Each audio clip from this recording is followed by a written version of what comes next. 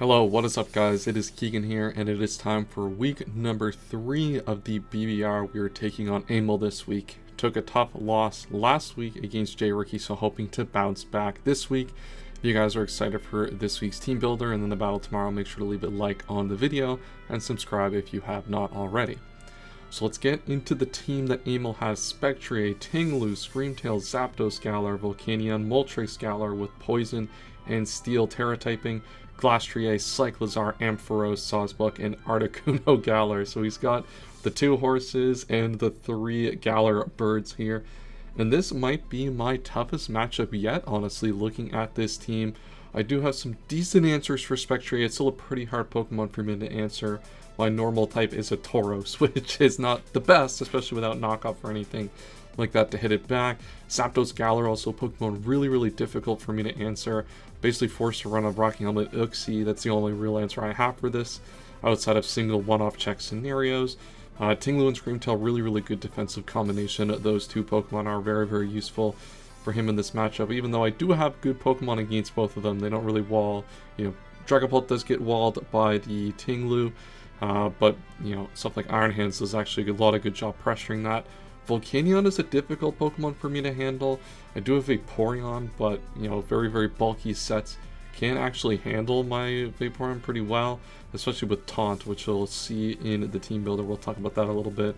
Then Moltres Galar obviously is going to be very powerful. But enough of that. That's the team. Let's get right into it.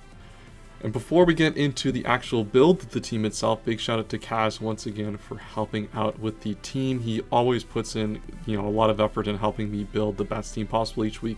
Without his help, my teams would be horrible. So big shout out to him as always. Let's get into the 6 that we have here. Interesting matchup defensively. We see the Diancie, Vaporeon, and Uxie this week. We've usually brought only 2 of the 3. So we do need a little bit more options on the defensive side this week.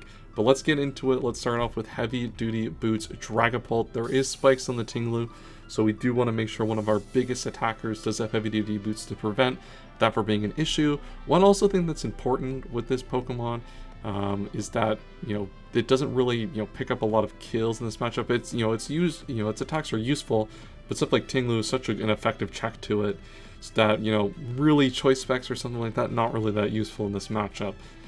If you look at how this Pokemon kind of lines up, once again, Tinglu is the biggest threat, so we do have the Will-O-Wisp there to burn that Pokemon, make it easier to switch in on, as well as, lower its longevity over the long course of the game, which means something like Iron Hands can come in and Drain Punch in its face without much fear of anything.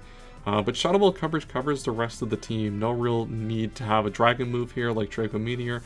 The consistency of hitting the Shadow Balls is going to be the most important thing, and then Surf provides just some damage to deal to that Tinglu if we need to in a pinch near the end game. Timid speed here, this is enough to make sure we outpace that Spectre. We want to be able to come in and check that. If they set up a nasty plot and start going crazy, we want to be able to be sure that we can answer that Pokemon. Next up is heavy duty boots, Terra, Fairy, Volcarona. We finally get to bring a setup Volcarona in this season. It's first 2 weeks we had some kind of utility defensive setups.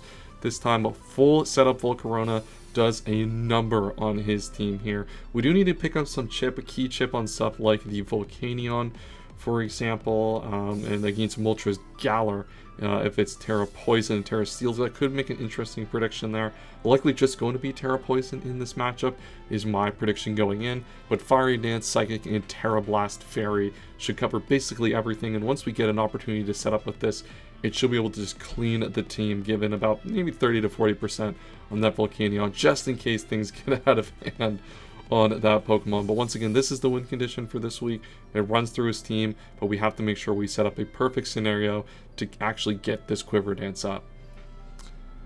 Next up is, nope, not the Diancie, is Chesto, Resto, Iron Hands. This is another interesting setup Pokemon for this week. Swords Dance, Rest, Drain Punch, Thunder Punch. This is a Pokemon that in kind of the mid-game, once we start to put damage on stuff like the Screamtail, on the Spectre, on the Tinglu, on the Volcanion as well, even Zapdos Galar is kind of needs to be gone as a requisite for this set to really pop off. But this set is kind of a great way to clean up the mid-game, you just come in on something, maybe not Cyclizar, but something like Tinglu or something like Volcania. Sword Stance, take a hit, you can rest on it as well, get that Resto Chesto back and just start Drain Punching, Thunder Punching, dealing a lot of damage to his team and picking up a lot of key knockouts. This can also, just because of the way that it's EV'd, very specially defensive, can just come in on Spectrier and attack Volcania, Drain Punch, you know, basically handle those Pokemon in the mid game with this set. So it doesn't necessarily have to Sword Stance to get the full value out of it. But once again, just a very, very powerful attacker, and we're going to lean on it to take some critical hits. You know, not critical hits in terms of critical, in terms of, you know, important damage output in this matchup, while able to, you know, lure some Pokemon in. Stuff like the Zapdos Galar, for example, can't kill this thing, even with no investment, which is absolutely insane to think about how that's a possibility. But very, very good Pokemon here with the Sword Stance to sweep in the end game if we need to. Leftovers Diancie, this is a spikes setting lead option, basically. Earth Power, Moonblast, Diamond Storm with the spikes. Hazards are pretty good against Amel's team. If you look stuff like Spectre, Tinglu, Volcanion, Screamtail, really do not appreciate hazards in the slightest, and probably going to have to run Boots in this matchup, given that I have Diancie for spikes and Uxie for Stealth Rock as possibilities in this matchup. Really what I want to do is get a good advantageous lead on turn 1, set up a spike, and that'll start to open the door for the Volcarona and the Dragapult to clean in the mid game. The calcs on Iron Hands really aren't affected too much by spikes. You know, obviously it certainly doesn't hurt, but a lot of those kills are either 2-hit KOs anyway, or the spike really doesn't add anything to the calc. So it's primarily those first 2 Pokemon in our team that are really going to benefit from that layer of spikes. And also is randomly good application against stuff, you know, it can come in on Screamtail, it's decent against Spectre as a check. Diamond Storm does a lot. We don't have really any investment, like we have like 44 just to guarantee some 2-hit KO calcs. But largely this is going to be spikes, deal a little bit of damage, and go from there. Heavy Duty Boots of Vaporeon, this is the answer to the Volcania now. As I said before, Taunt, Sludge Bomb type of sets give you a very good substitute. Was the main thing I was worried about going into this game. So, you know, he could set up a substitute on Vaporeon, and I can't really do anything back. So I have the Wish and the Hyper Voice. So Hyper Voice attacks through the substitute, and I want to attack it enough to put it in range of the Dragapult with Infiltrator to come in and scare it with the Draco Meteor or the Shadow Ball from Choice Specs, basically force him out. Baton Pass, once again, it holds some momentum if he just, you know, somehow happens to be Specs, and attacking that way I can Baton Pass out and start to get, you know, some momentum back that way. Wish support, obviously very good, and then Surf just as some general applicable damage throughout the matchup against stuff like Tinglu, for example. Once again, that's a Pokemon we need to whittle down a little bit if we have a Dragapult endgame. Obviously, with a Volcarona endgame, Tinglu just gets destroyed by Aeroblast. But in those Dragapult endgames, we do need to make sure we get some damage on that Pokemon. So Surf here for applications like that.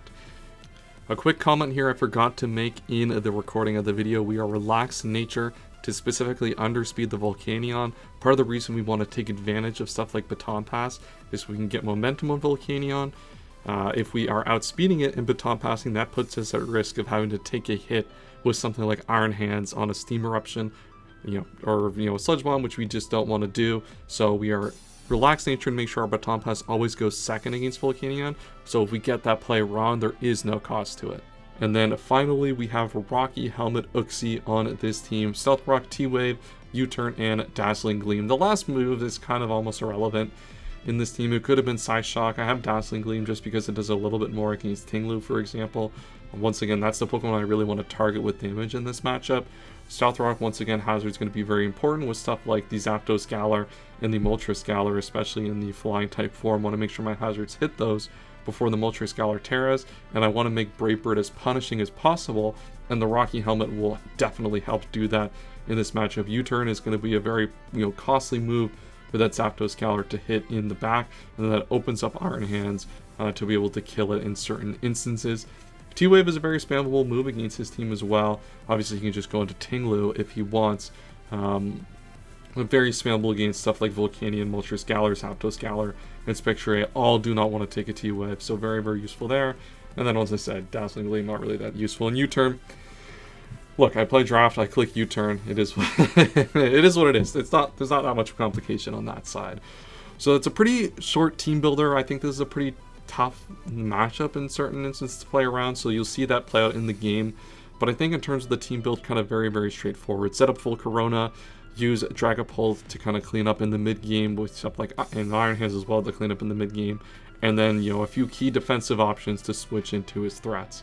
So that is the team. Tomorrow is the battle. Make sure to check out Emil's video as well. Links to his channel and everybody else in the BBR's channel in the description. I will see you guys in the video tomorrow, and as always, have a wonderful day.